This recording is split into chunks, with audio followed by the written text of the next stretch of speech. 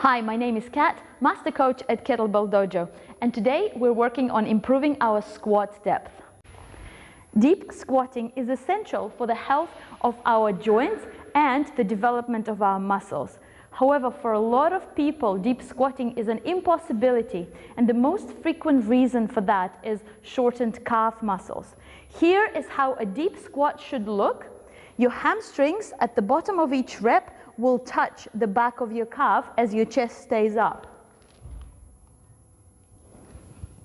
For many people, this doesn't happen. In fact, what happens instead, their chest tilts forward, their butt goes back, and their knees never bend past 90 degrees. What also can happen is as the person comes down and tries to go down, their feet start to rotate out and their knees start to cave in order to make space. If that's you, you might have short calves. So why is deep squatting so important? Wouldn't it be easier to just continue squatting to however depth you can manage until your calf flexibility improves? In fact, no. You must perform deep squats because A, deep squats activate your glutes. So only after you have dropped down below parallel will your butt actually switch on. And second, deep squats takes your knee joint through the entire range of motion, which creates lubrication in the joint.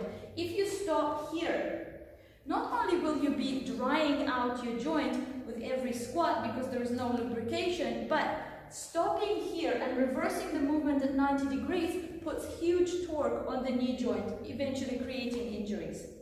The most effective way to squat deep while working on your calf flexibility is heel elevated squats. Assume a squat stance, drop down, keeping your heels pressed into the object, and then driving your heels into the ground or the board, stand up. If you're finding that doing this allows you to squat deeper, keep your chest higher, and prevents your knees collapsing inwards, this means that your calves are tight and you need to work on your calf flexibility. Also, if you're finding that when you squat normally, your feet start to turn out, but when you squat with your heels elevated, your feet stay put, this also means that you want to work on your calf flexibility. As your calf mobility improves, you want to decrease the elevation and continue squatting deep. Eventually, you will be able to squat with your feet on the ground. If you don't yet have the strength to exit out of the deep squat with your heels elevated, you can utilize TRX or similar suspension system. Here, you will hang on to the TRX and you will squat down and then help yourself come up while maintaining the position of the knees in line with toes. Because you're holding on to the TRX, it allows your knees to stay behind your toes and it doesn't put as much demand onto your calves. So continue pressing your heels into the ground and simply help yourself out with your arms as much as you need. In order to improve your calf flexibility, here are the 2 stretches that I would recommend to perform every single day after your workout.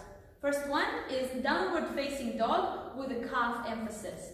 Start in a push-up position, drive your hips back, then drop one heel to the ground or as far as you can get towards the ground. You will feel the stretch behind your knee and especially in the upper portion of your calf. Stretch number 2 addresses the lower portion of your calf, which is called the soleus. And this is the part of your calf that is most responsible for your inability to go down into the deep squat. This is how you perform the stretch. You're going to place your chest on top of your thigh and you're going to try to push your knee as far down and forward in front of the toe as possible while trying to drive your heel simultaneously into the ground. You will feel the stretch in the bottom portion of your calf and your Achilles tendon. This stretch is great for people who have Achilles tendon problems. It's also good for people who experience shin splints after running. If you perform these 2 stretches for the next month every time after you exercise, you will notice a significant improvement in the depth of your squat. If you found this video useful, please like, share and subscribe. Enjoy your kettlebell training.